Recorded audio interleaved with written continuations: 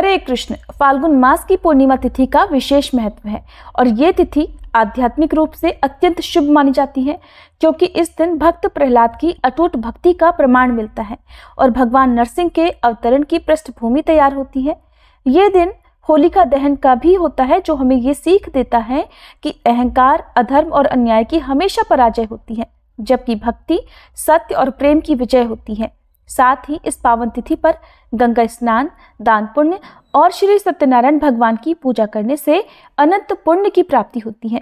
मान्यता है कि इस दिन किए गए शुभ कार्यों का फल कई गुना बढ़कर प्राप्त होता है, लेकिन अगर कुछ गलतियां कर दी जाएं तो इसका विपरीत प्रभाव भी पड़ सकता है, सौभाग्य दुर्भाग्य में भी बदल सकता है। तो चलिए आपको बताते हैं वो 5 काम कौन से हैं जिन्हें पूर्णिमा के दिन भूल कर भी नहीं करना चाहिए। और इस बार फाल्गुन पूर्णिमा के दिन भद्रा भी लग रही है और साल का पहला चंद्र ग्रहण भी इसी दिन लगने वाला है।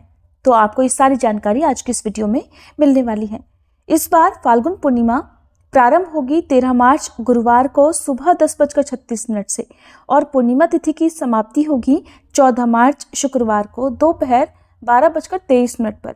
यानी कि इस बार पूर्णिमा की जो तिथि है वो 2 दिन रहने वाली है और जब भी ऐसा होता है तो पहली तिथि में व्रत रखा जाता है और अगले दिन स्नान दान की पूर्णिमा होती है। तो इस बार 13 मार्च गुरुवार को पूर्णिमा का व्रत रखा जाएगा। श्री सत्यनारायण भगवान का व्रत भी इसी दिन रहेगा और होलिका दहन भी 13 मार्च गुरुवार को ही किया जाएगा। लेकिन ध्यान रखिएगा, दिन के समय होलिका दहन या होलिका की पूजा का कोई भी मुहूर्त नहीं है।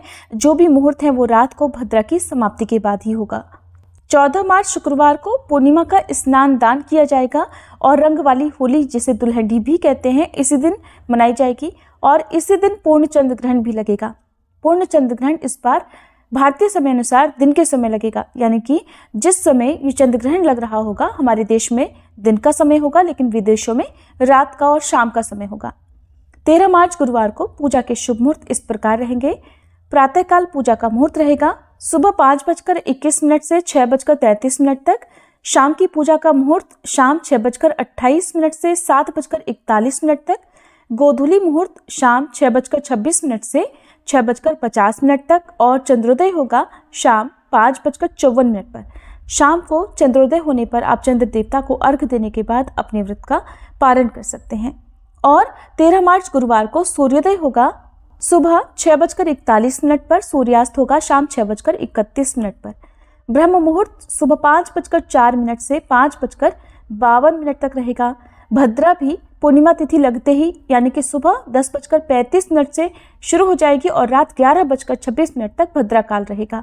राहु काल दोपहर 1:30 बजे से 3 बजे तक रहेगा।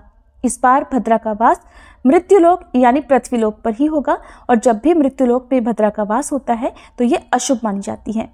अब बात करते हैं स्नान दान की पूर्णिमा के शुभ मुहूर्त के बारे में। तो 14 मार्च शुक्रवार को प्रातःकाल पूजा का मुहूर्त रहेगा सुबह 5:20 से 6:32 तक। अभिजीत मुहूर्त दोपहर 12:12 से 12:59 तक रहेगा। राहु काल सुबह 10:30 से दोपहर 12 बजे तक रहेगा।